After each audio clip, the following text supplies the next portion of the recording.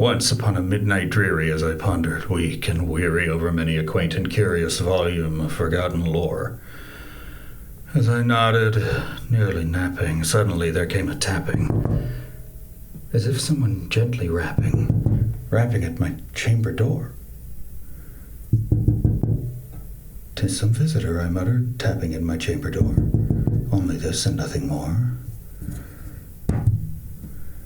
Oh, distinctly I remember it was in the bleak December, and each separate dying ember wrought its ghost upon the floor.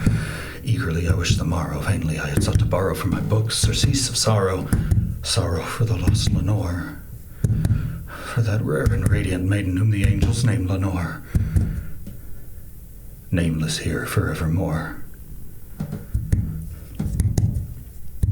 And the silken, sad, uncertain rustling of each purple curtain filled me, thrilled me with fantastic terror never known before, until at last, still the beating of my heart, I stood repeating, "'Tis some visitor entreating entrance at my chamber door, some late visitor entreating entrance at my chamber door, only this and nothing more."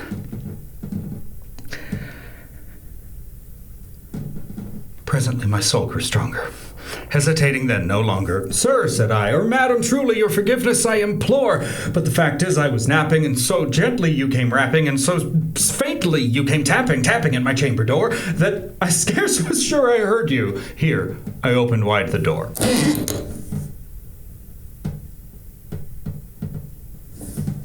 Darkness there and nothing more.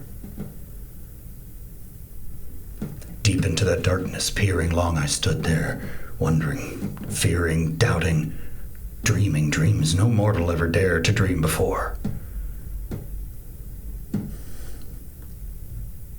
But the silence was unbroken, and the stillness gave no token, and the only word there spoken was the whispered word, "Lenore." This I whispered, and an echo murmured back to me the word, "Lenore." Merely this and nothing more. Back into the chamber turning, all my soul within me burning, soon again there came a tapping, somewhat louder than before. "Surely," said I, "surely this is something at my window lattice. Let me see then what thereat is, and this mystery explore. Let my heart be still a moment, and this mystery explore. 'Tis the wind, and nothing more." Open here I flung the shutter, when with many a flirt and flutter in there stepped a stately raven from the saintly days of yore. Not the least obeisance made he, not a moment stopped or stayed he, but with mien of lord and lady perched above my chamber door, perched upon a bust of Pallas just above my chamber door, perched and sat, and nothing more.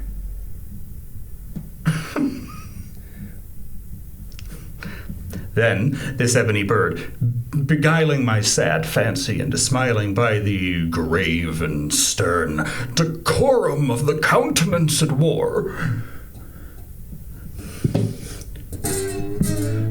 "Though thy crest be shorn and shaven, thou," I said, "art sure no craven, ghastly, grim, and ancient raven, wandering from the nightly shore. Tell me what thy lordly name is on the night's Plutonian shore." Quoth the raven, "Nevermore."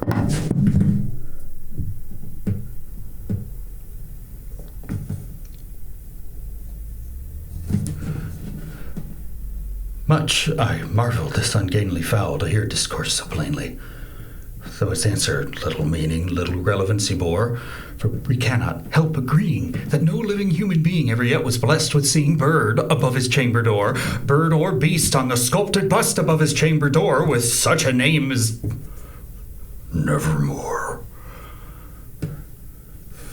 But the raven sitting lonely on that pallid bust spoke only that one word, as if his soul in that one word he did outpour. Nothing further than he uttered, not a feather than he fluttered, till I scarcely more than muttered, "Other friends have flown before. On the morrow he will leave me, as my hopes have flown before." Then the bird said, "Nevermore."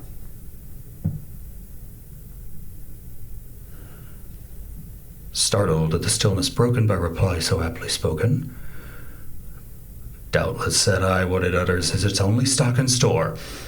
caught from some unhappy master, whom unmerciful disaster followed fast and followed faster, until his songs one burden bore, until the dirges of his hope that melancholy burden bore of never, nevermore. But the raven, still beguiling all my fancy into smiling, quick I wheeled a tufted chair in front of bird and bust and door. Then, upon the velvet sinking, I betook myself to linking fancy unto fancy, wondering what this ominous bird of yore, what this grim, ungainly, ghastly, gaunt, and ominous bird of yore meant in croaking, nevermore. This I sat engaged in guessing, but no syllable expressing to the fowl whose fiery eyes now burned into my bosom's core.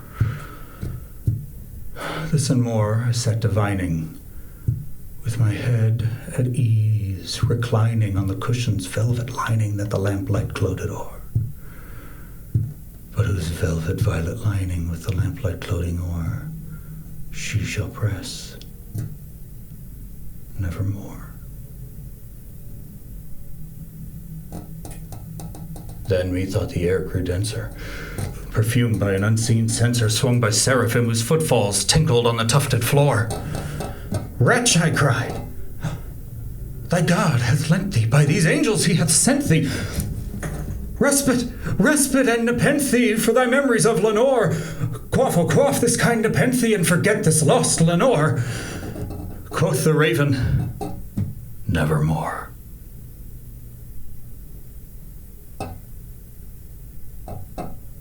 Prophet, said I, thing of evil, prophet still, if bird or devil. Whether tempter sent or tempest tossed thee here ashore, desolate yet all undaunted, on this desert land enchanted, on this home by a horror haunted, tell me, I implore. Is there balm in Gilead? Tell me, truly I implore. Quoth the raven, nevermore. Prophet, said I, thing of evil, prophet still, if bird or devil. By that heaven that bends above us, by the God we both adore, tell this soul with sorrow laden, if within some distant Aden it shall grasp a sainted maiden, whom the angels named Lenore, grasp a rare and radiant maiden, whom the angels named Lenore. Quoth the raven, nevermore. Be that then our word of parting, bird or fiend, I shrieked upstarting, get thee back into the tempest and the night's Plutonian shore. Leave no black plume as a token of the lie thy soul hath spoken. Leave my loneliness unbroken, quit the bust above my door. Take thy beak from out my heart, and take thy form from off my door. Quoth the raven,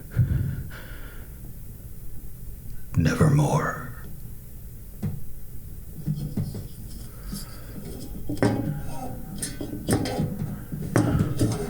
And the raven, never flitting, still is sitting on that pallid bust of Pallas just above my chamber door.